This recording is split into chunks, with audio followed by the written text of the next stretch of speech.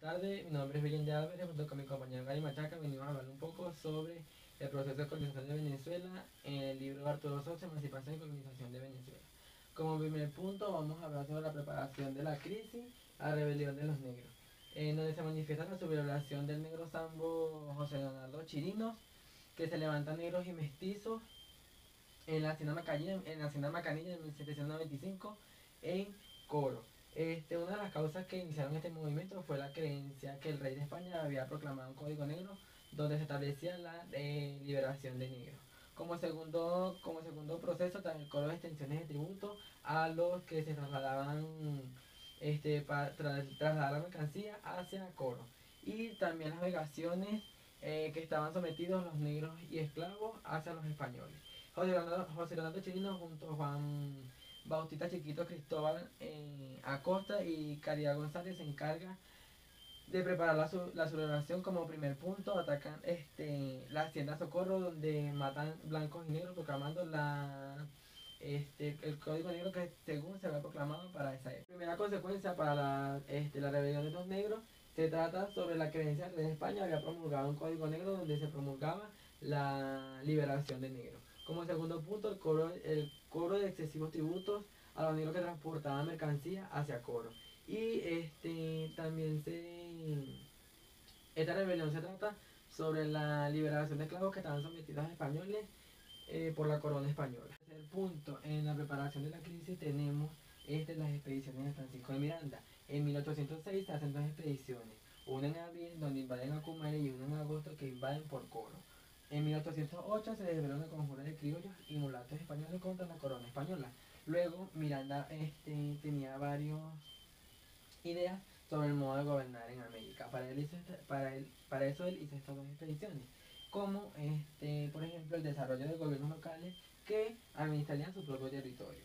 Y su mayor proyecto era de libertad, independencia y soberanía para su patria América.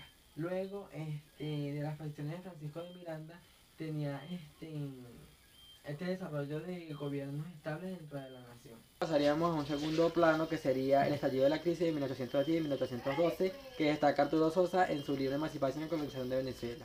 Esto influye también en la conquista de Venezuela durante la rebelión de los negros, Francisco de Miranda y la conspiración de Iguala España. Este punto se le explicaba por mi compañero Gary Machaca de una manera breve. De la crisis también ocupa un papel muy importante entre estos años, ya que por una parte, por un lado, después de la caída o mejor dicho, entre esos años, la crisis era entre dos grupos muy importantes, por un lado que eran los criollos y por otro lado que eran los pardos. Los criollos que eran los dueños de las grandes tierras productoras del país de Venezuela y por el otro lado los pardos que eran los trabajadores agricultores o la gente de clase baja. Y los pardos sí, querían igualdad para ellos, que todo sea equitativo, igualitario, tener derechos para también extender o para que la palabra de ellos valga un poco más o para que puedan resaltar ante la opinión pública, cosa que los criollos no dejaban o no establecían porque era como un ayuntamiento hacia ellos o como una amenaza para los criollos. Es por eso que a pesar de la brevedad de esta fase, el proceso adquiere gran relevancia y profundidad por estos dos grandes grupos que se daban entre los años 1810 y entre los años 1812. Con la ruptura en el establecimiento del poder real y la caída de la Primera República, se establece una constitución republicana. También se nace los sentimientos autonomistas de la provincia, se manifiesta claramente las contradicciones del sector criollo. Constantemente se iban contradiciendo el sector criollo porque nunca establecía los beneficios por ambas partes, tanto para los pardos o para los criollos, simplemente era beneficio para ellos, por lo cual siempre se iban contradiciendo ante argumentos que emitían por parte general. La caída de la Primera República señalada en el Manifiesto de Cartagena Como ya sabemos, en el manifiesto de Cartagena se da a conocer muchas relevancias sobre la caída de la Primera República, como hace un momento yo di a conocer, eh, qué es lo que sucedía hasta entonces y algunas de las causas de la de la primera caída de la Primera República, mejor dicho, es la adopción del sistema federal a la Constitución. No se establece un ejército unificado y organizado culturalmente.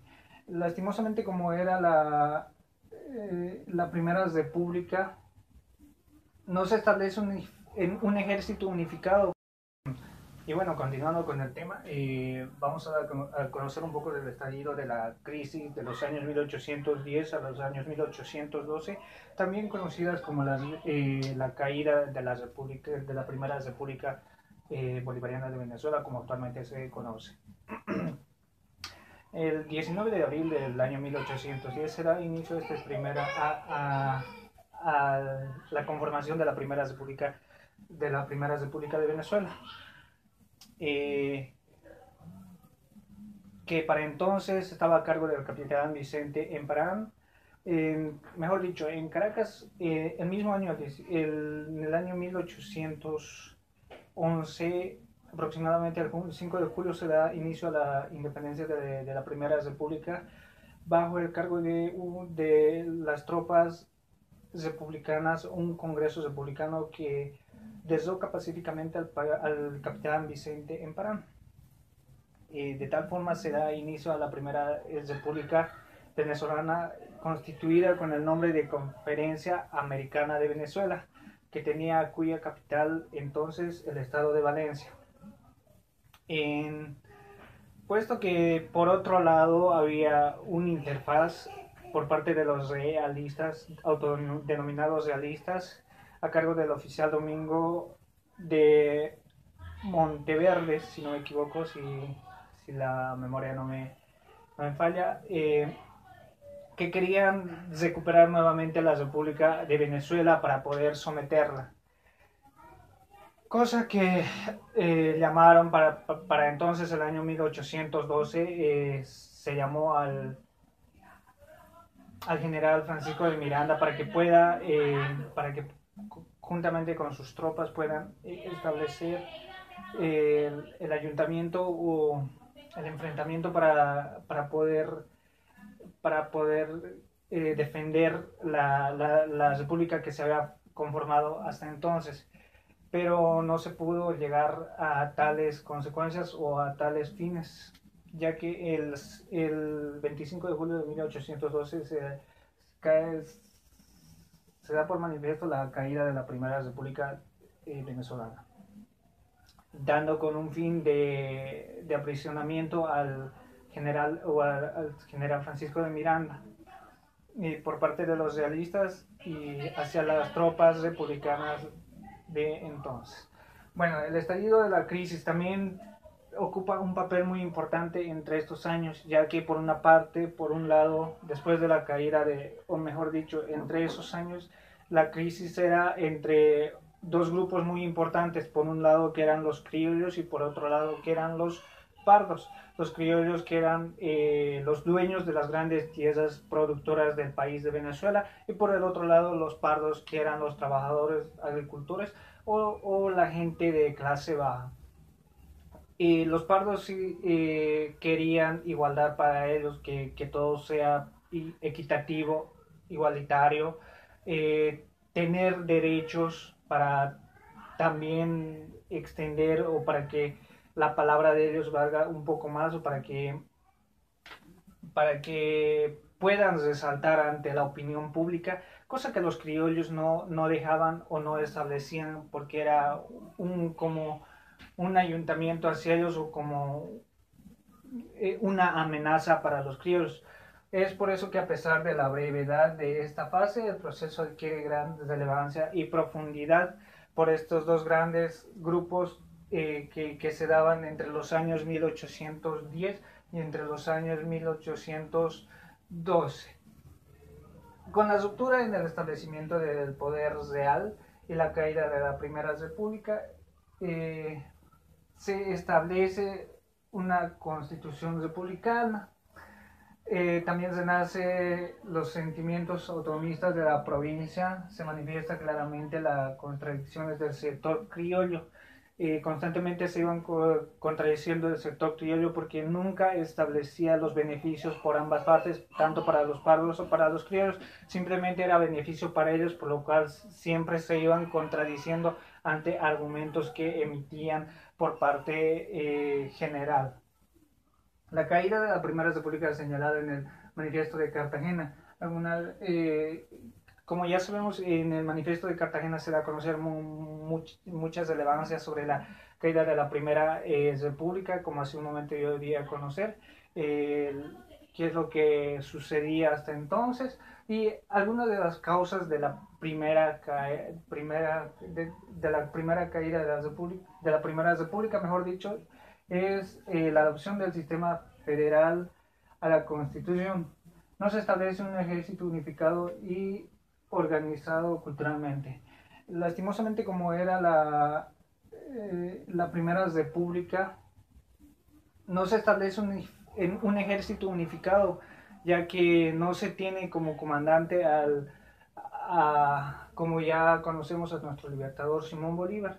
Hasta entonces se quiso defender la Primera República con el general Francisco de Miranda, pero tampoco se tenía buena logística, como hoy conocemos como esa palabra, buena logística para que eso pueda suceder. De tal manera, los realistas intentaron entrar por distintos puntos hacia Venezuela, hacia el centro de Venezuela, pero también las tropas republicanas de Francisco de Miranda tenían el apoyo de Cunazao, cosa que no dejaron que esas tropas ingresaran rápidamente, pero como ya hace un momento di a conocer, todo esfuerzo fue vano, ya que finalmente se dio por prisionero al general Francisco de Miranda y nuevamente los realistas obtuvieron el poder de derrocar a la Primera República y nuevamente conceder la monarquía española. Bueno, esto fue un poco del tema de la exposición. Espero que le haya, bueno, le haya marcado un poco de diferencia. Mi nombre es Gary Machaca, muchas gracias, profesor, y junto a mi compañero un poco nos intentamos distinguir, y bueno, disculpe por el estado o el espacio que actualmente estoy usando, pero es lo único que tengo. Muchas gracias, profesor.